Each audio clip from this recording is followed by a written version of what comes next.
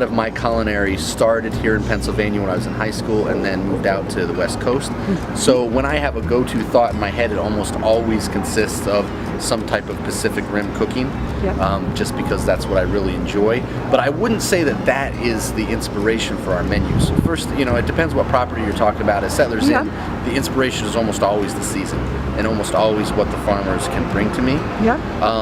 And then when you move to the other properties, then it just depends really what you're going for. And to be a little bit over dramatic about it, I guess really the inspiration is emotions. Like really what you're trying to get out of people is, whether it's at a casual place or at a fine dining place, it may be different emotions that you're trying to evoke, but that's really what you're getting down to. And when people have problems with what you're doing, usually it's because you're not pulling those emotions out of them. When you ask someone what their best meal they ever had was, usually it has some type of emotional connection. You might have to talk to them a minute before you figure out what that was, but it usually is more that than the actual food itself. So what we're trying to do is first create an atmosphere that's welcoming and warm so people feel like comfortable here.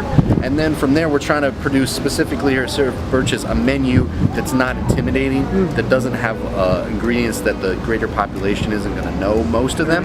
Maybe one or two because that piques their curiosity, but not a lot of them. And from there what we're trying to do is create really clean flavors. It's something that people aren't going to be confused about what they're eating, that they know exactly what they're eating.